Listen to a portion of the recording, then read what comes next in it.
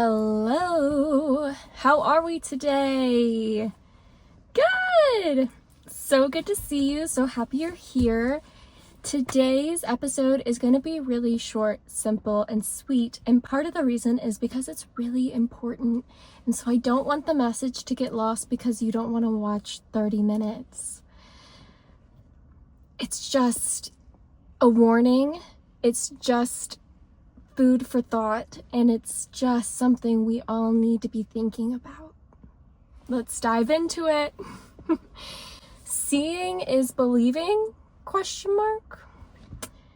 We stand at the edge of a profound shift in our relationship with images. For decades, an image was proof. Clear evidence used to support claims, convict wrongdoers, and immortalize moments of joy, sorrow, and everything in between. But now, in this new age, anyone can easily alter an image with no special skills or expensive software, eroding the very notion of what's real and not real. What happens when the power to manipulate becomes as accessible as writing a sentence?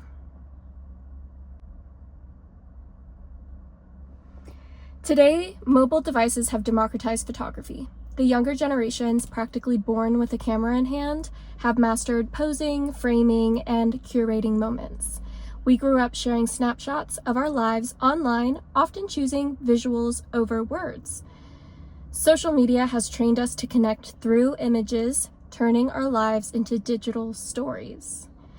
This culture of image sharing has fed a vast digital ecosystem. Every detail, mundane and extraordinary, beautiful or raw, is data for AI. And now, with the rise of AI-generated images, a new wave of digital creators stand at the forefront. But as content increasingly shifts from real to artificial, we must ask, what happens when the content we consume is no longer real? We've already seen society struggle with blurred lines of digital relationships. People form deep connections with personalities they've never met, thanks to carefully curated online personas. Also AI data. Every post of an online persona is AI data. Screens have become conduits for emotional connections, making us vulnerable to images we instinctively trust. Now imagine corporations no longer need human influencers. With AI, they can create perfect virtual personas, saying exactly what they want without negotiation. This brings us into a new era where our trust and emotions are at risk of being manipulated by images of people and products that simply don't exist. This shift is also reshaping professional landscapes. Take real estate. Could agents and brokers use AI models instead of real estate agents to showcase homes virtually? What if AI created fake listings and suddenly displaying homes that don't even exist? With MLS dysregulation, it's easier than ever to list and search properties, especially now with Zillow removing the fact that you can have private listings. Perhaps AI will show you a luxurious bathroom that in reality hasn't been renovated since 1980s. The potential for misrepresentation is real. Regulation will lag behind innovation. And in the meantime, creators and consumers alike will need heightened awareness and critical thinking. The creative landscape is already laid out. Once the trail has been blazed, others will follow. We cannot contain this shift with regulation alone. In a world where cropping eliminates watermarks, there are many ways around existing protections.